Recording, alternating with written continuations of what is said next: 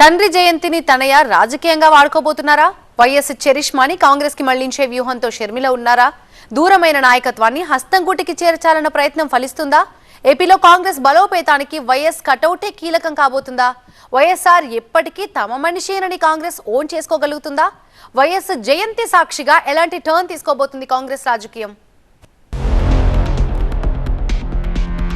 ఆ పేరే బ్రహ్మాస్త్రం. కాంగ్రెస్ కే సర్వస్వం. అదే షర్మిల వ్యూహం. ఒకప్పుడు అన్న విడిచిన బాణం, కానీ ఇప్పుడు ఆ బాణం గమ్యం మార్చింది. తెలంగాణ మీదుగా ఏపీ రాజకీయాల వైపు దూసుకొచ్చింది. కాంగ్రెస్ అమ్ముల పొదలో బ్రహ్మాస్త్రంగా మారింది. హస్తం పార్టీకి రాష్ట్ర సారథిగా ఏపీలో వైఎస్ షర్మిల కొత్త రాజకీయ జీవితం మొదలైంది. సార్వత్రిక ఎన్నికల తర్వాత వైఎస్ చరిష్మాని కాంగ్రెస్ వైపు మళ్లించే ప్రయత్నాల్లో ఉన్నారు దివంగత నేత తనయ. వైఎస్ రాజశేఖర్ రెడ్డి జయంతి కార్యక్రమాన్ని తన ఆలోచనకు వేదికగా మలుచుకోబోతున్నారు. వైఎస్ఆర్టీపీ పార్టీతో తెలంగాణ రాజకీయాల్లో రాజన్న బిడ్డగానే తెరపైకొచ్చారు వైఎస్ షర్మిల. వైఎస్ఆర్ చరిష్మా ఉమ్మడి రాష్ట్ర ప్రజలకు ఆయన అందించిన సేవలే షర్మిల పార్టీకి జీవం పోశాయి. తెలంగాణలో వైఎస్ఆర్ తో కలిసి పనిచేసిన పాత నాయకత్వానికి దగ్గరయ్యే ప్రయత్నాలు చేశారు షర్మిల. కానీ ఆమె ఆశించినట్లు కాంగ్రెస్ పాత తరం నాయకులెవరూ కలిసి రాలేదు. తెలంగాణ అసెంబ్లీ ఎన్నికల సమయంలోనే కాంగ్రెస్ కి బేషరతు మద్దతు ప్రకటించి ఎన్నికల్లో పోటీకి దూరంగా ఉన్నారామె. కాంగ్రెస్ లో వైఎస్ఆర్ టీపీని విలీనం చేసి ఏపీని తన రాజకీయ యుద్ధక్షేత్రంగా మార్చుకున్నారు. ఎన్నికల ముందు అనూహ్యంగా ఏపీ పీసీసీ పగ్గాలు చేపట్టి కొత్త పాత్ర పోషించారు. కాంగ్రెస్ పార్టీ రాష్ట్ర సారథిగా ప్రచారం చేస్తూనే తాను స్వయంగా కడప ఎంపీ అభ్యర్థిగా సోదరుడిపై పోటీకి దిగారు షర్మిల. సొంత అన్నపైనే విమర్శలు గుప్పిస్తూ ఏపీ రాజకీయాల్లో చర్చనీయాంశమయ్యారు. విపక్ష కూటమిగా సాగిన ఎన్నికల్లో కాంగ్రెస్ పెద్దగా ప్రభావం చూపలేకపోయింది.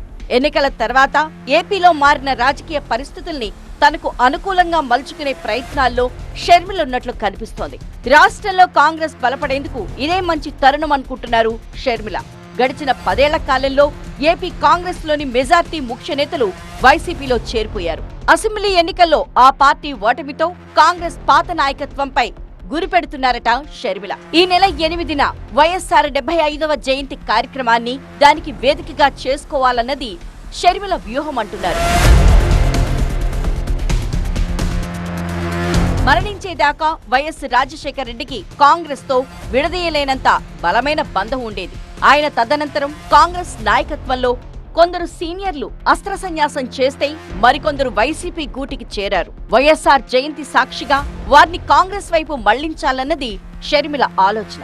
దాంతో పార్టీ బలోపేతం కావడంతో పాటు తన నాయకత్వాన్ని నిలబెట్టుకున్నట్లవుతుందన్నది ఆమె వ్యూహం. తెలంగాణలో కొందరు కాంగ్రెస్ ముఖ్య నేతల్ని కలిసి వైఎస్ఆర్ జయంతి కార్యక్రమానికి ఆహ్వానించారు షర్మిల. కానీ ఏపీలో ఆమె ఎవరెవరిని ఆహ్వానిస్తారు, ఎందరూ ఆమె ఆహ్వానాన్ని మన్నిస్తారనేదే ప్రశ్న. వైసీపీలో ఉన్న ఒకప్పటి కాంగ్రెస్ నేతల్ని షర్మిల తండ్రి జయంతికి పిలుస్తారా? మరి రాజకీయ పరిస్థితుల్లో ఎవరైనా మనసు మార్చుకుని పాతగూటికి చేరే అవకాశం ఉందా అన్న చర్చ జరుగుతోంది. కొడుకుగా అన్నకు ఎంత హక్కుందో రాజన్న బిడ్డగా ఆయన రాజకీయ వారసత్వంపై తనకు అంతే హక్కుందన్నది షర్మిల వాదన. ఓటమి నుంచి వైసీపీ ఇంకా తేరుకోకముందే వైఎస్ వారసురాలిగా మరింత ఫోకస్ కావటంతో పాటు ఆయన ఎప్పటికీ కాంగ్రెస్ వారసత్వ సంపదేనని ఈ జయంతి సాక్షిగా చెప్పాలనుకుంటున్నారు షర్మిల.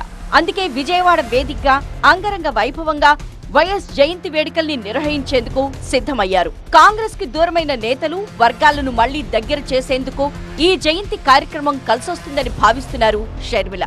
జనసేన ఎదురుదెబ్బలు తిని నిలబడ్డందుకే 100% స్ట్రైకింగ్ రేట్ తో గెలిచింది. ఈ 5 ఏళ్లు కష్టపడితే కాంగ్రెస్ కి పూర్వ వైభవం తేగలిగితే ఏపీ రాజకీయాల్లో తనకు భవిష్యత్తు ఉంటుందన్నది రాజన్న బిడ్డ విజన్ గా కనిపిస్తోంది.